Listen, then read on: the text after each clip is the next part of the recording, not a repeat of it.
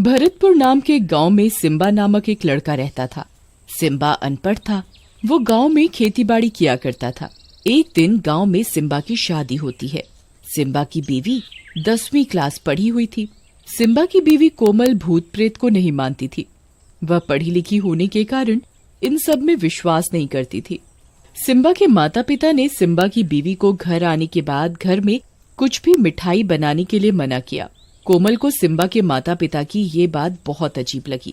आखिर इस घर में कभी मीठा क्यों नहीं बनता और सिम्बा के माता पिता ने उसे बनाने के लिए मना क्यों किया। कोमल को शादी से पहले रोज सुबह उठकर पूजा करने की आदत थी और वो भगवान जी को मीठे का ही भोग लगाती और सबको वही प्रसाद बांटती। परंतु सिम्बा के माता पिता ने उसे घर में मीठा बनाने व खाने से मना कर दिया था। इस बात से कोमल बहुत परेशान हुई। कोमल अपने पति सिम्बा से बात करते हुए, आज मुझे माँ पिताजी ने घर पर मीठा बनाने व खाने के लिए मना किया। हाँ कोमल, मैं ये बात तुम्हें बताना भूल गया। क्यों, क्या हुआ? अरे हमारे गांव में मीठा बनाना व खाना बिल्कुल मना है। हमारे गांव में अगर किसी के घर पर भी मीठा आ जाता है तो उसी दिन उसके घर में कुछ अनहोनी हो जाती है। अरे ये कैसे हो सकता है कि सारे गांववासी मीठा बनाने और खाने से डरते हैं? हाँ कोमल, हमारे गांव में एक चुड़ैल का साया है। वो चुड़ैल सिर्फ खाने में मीठा ही खाती है और अगर गांव में किसी के भी घर में मीठा बन जाए तो उस चुड़ैल को पता लग जाता है। वो मीठा खाने के बहाने उसके घर में आ जाती है और उसके घर में अनहोनी कर देती है। कोमल ये बात सुनकर बहुत जोर जोर से हंसने लगती है। अजी, आपने भी क्या कहानी बनाई है। नहीं कोमल, तुम इस बात को बिल्कुल भी मजाक मत लेना। ये एक सच्ची बात है। और तुम्हें इस बात का बहुत ध्यान रखना है, हमारे घर पर कोई दिक्कत ना हो। हाँ अजी, ऐसा कुछ नहीं होता। ना ही मैं इन सब बातों पर विश्वास करती हूँ। मेरी तो बचपन से आदत रही है। मैं सुबह उठकर भगवान जी की पूजा करती हूँ और उन्हें भोग में कुछ मीठा ही बनाकर खिलाती हूँ। कोमल, तुम्हें पूजा करने के लिए कोई मनाही नहीं है। तुम प्रसाद में कुछ भी बनाकर भगवान जी को भोग लगा देना, परंतु घर पर मीठा नहीं बनना चाहिए, ना ही आना चाहिए। हाँ ठीक है। कोमल सिम्बा को ठीक है तो बोल देती है, परंतु वो अगले ही दिन उठकर चुपके से थोड़ा सा हलवा बना लेती है।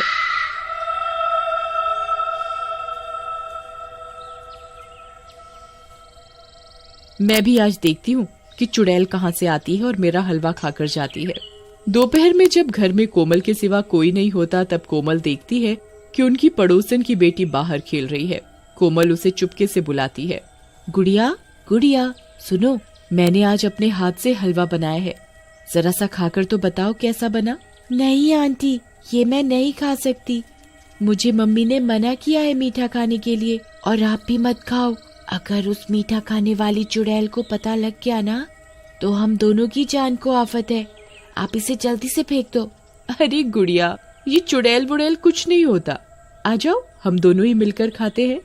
कोमल की बात सुनकर गुड़िया को भी खाने का लालच आ जाता है। ठीक है आंटी, पर आप ये बात मम्मी को मत बताना। अरे तुम इस बात की चिंता मत करो, मैं किसी को कुछ नहीं बताऊंगी। गुड़िया कोमल का बनाया हलवा खा ही रही होती है, तभी चुड़ैल को मीठे की खुशबू आ जाती है।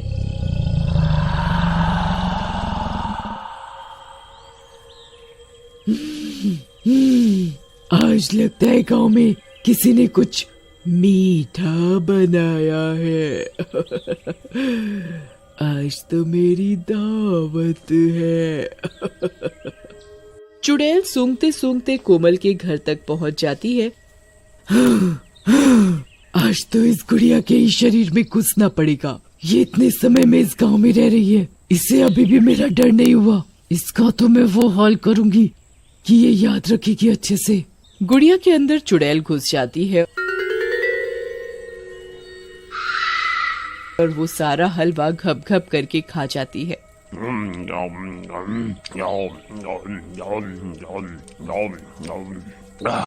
हलवा खाकर गुड़िया अपने घर चली जाती है।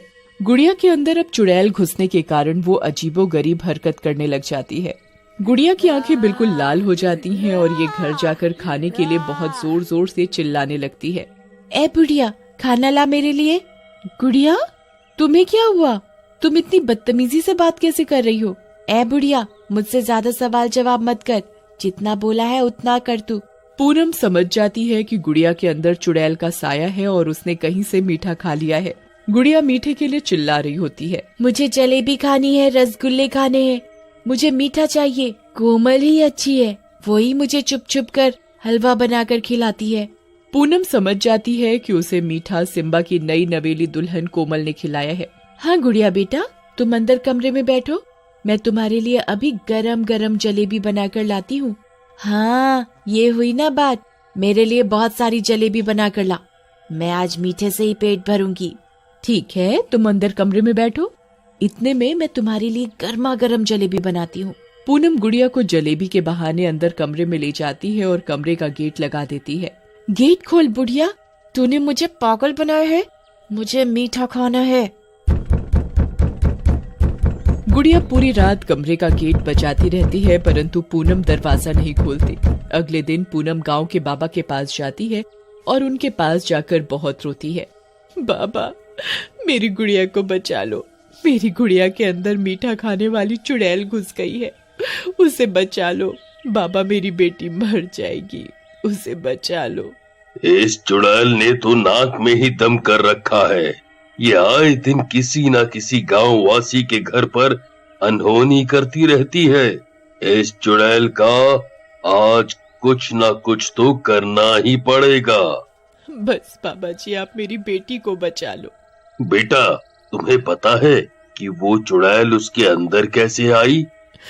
जी बाबा जी, वो हमारे पड़ोस में सिम्बा की नई नवेली दुल्हन आई है, उसने हलवा बनाकर मेरी गुड़िया को खिला दिया है, उसके ही चक्कर में मेरी गुड़िया के शरीर में चुड़ैल ने प्रवेश कर लिया है। कोई बात नहीं बिटिया, तुम फिक्र मत करो, मैं समझ गया अब इस चुड़ैल के साथ क्या करना है। जी बाबा, बताइए। मैं तुम्हें ये गंगा जल दे रहा हूँ, तुम ऐसा करना, आज घर जाकर कुछ मीठा ही बनाना और मीठा बनाते हुए उसके अंदर ये गंगा जल डाल देना और साथ ही वही प्रसाद तुम अपने घर के मंदिर में हनुमान जी को भोग लगाना और उसके बाद तुम वही मीठा प्रसाद के रूप में अपनी बेटी गुड़िया को दे देना। जी बाबा, मैं ऐसा ही करूंगी। बाबा पूनम को गंगा जल थमा देता है और घर पर जाकर मीठा बनाने को कहता है। पूनम घर जाती है और बहुत सारी जलेबी बनाती है। गुड़िया, ये लो बेटा, मैंने तुम्हारे लिए जलेबी बना दी, तुम्हें यही खानी थी ना? ए पागल बुढ़िया औरत, तुझे पता है ना मैं कल से भूखी हूँ, तूने मुझे कमरे में बंद क्यों कर दिया? तुझे तो मैं अच्छे से बताऊंगी, रुक जा, मैं पहले जलेबी खा लूं, फिर देखती हूँ तुझे। चुड़ैल घप घप करके सारी जलेबी खाने लगती है।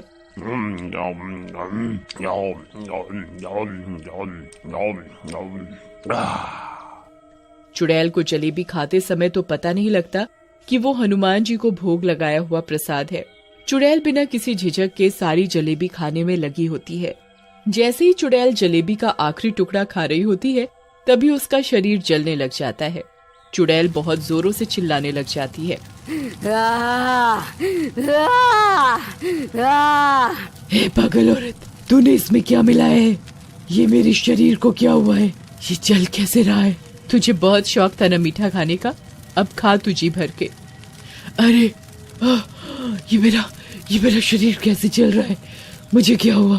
तुझे पता नहीं है, ये कोई साधारण जलेबी नहीं है, ये गंगा जल में बनाई गई जलेबी है और हनुमान जी को भोग लगाई हुई है। तू मुझे क्या बताएगी? आज तो तेरा ही खात्मा है। देखते ही देखते चुड़ैल जलने लग जाती है और राख हो जाती है।